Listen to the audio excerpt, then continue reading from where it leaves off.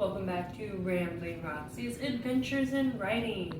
As you might have heard previously, I've been running like a writing camp for kids locally, and that took a little bit of my time. But now I'm back, and I'm going to be sharing a little bit more writing ideas with you guys, so stay tuned in. We've talked about many different things with writing, and today we're going to talk about my favorite part, talking, or otherwise known as dialogue.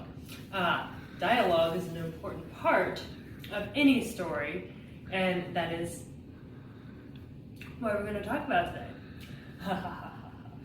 Well, what is dialogue, and why is it important? Why should you use it? While the term dialogue sounds complicated, it's simply a conversation between two or more people, or animals, or trees, or whoever's in your story. Why should you use it? Well, conversation is a normal human interaction. So if your story has more than one person in it, then it's more than likely that they're going to talk to someone at some point in time. I mean, people have conversations with themselves and animals too, so those are always welcome to be joined in as well. But we kind of want to learn how to write dialogue and how to punctuate it correctly, and I'll have some stuff on that in a minute. Dialogue can be a more creative way of revealing characters' thoughts, motivations, and about themselves, and like traits and so much more.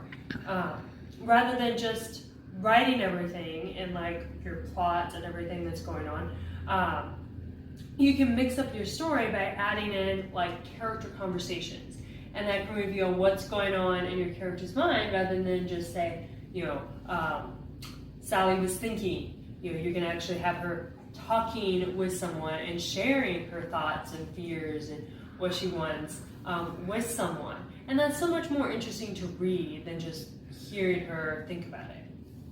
It also adds complexity to the story because if she's sharing these with someone, maybe it's someone that she trusts or therefore. So there's all kinds of like things that go into what they're talking about with different people. So we'll kind of do like an example here.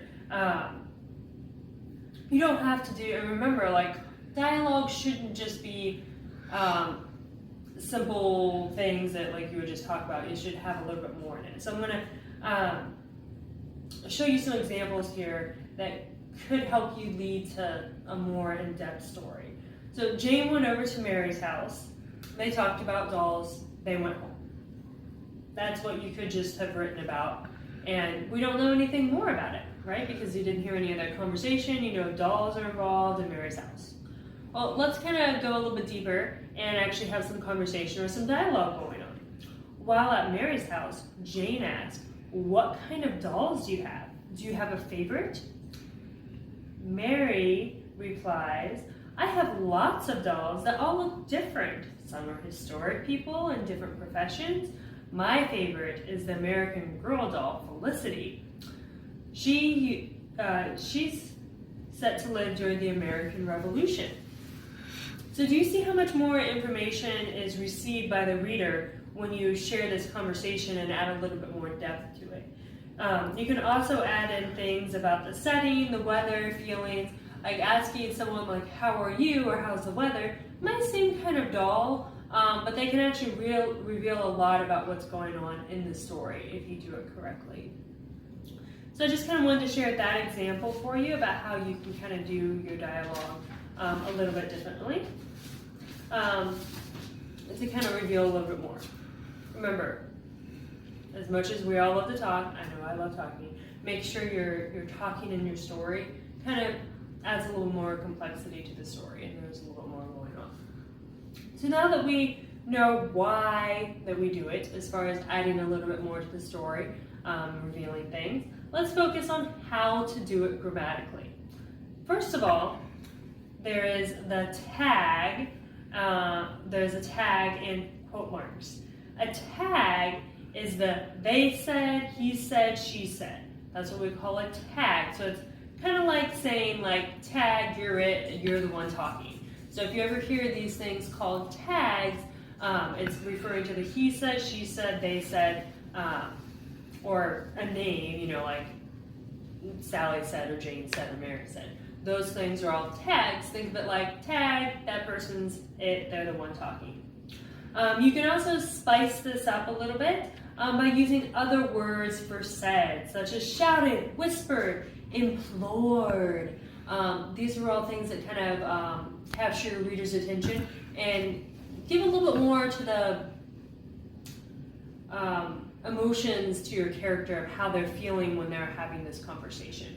Because remember, you can't necessarily like draw your character's face, maybe if you're doing a picture book, but if you're writing a book without pictures in it, you need to kind of have your readers imagine this conversation and how people are looking. So by using different words for said, not only is that more fun than using he said, she said, they said, and it gets boring after a while. But then you can also kind of reveal a little bit more about the character's emotions when they're doing this, or like the setting of the whispering. Like, are they somewhere they're not supposed to be? In the book I'm currently working on, they're like in the basement, they're whispering because they don't want anyone to know what they're doing. They're up to a secret plan.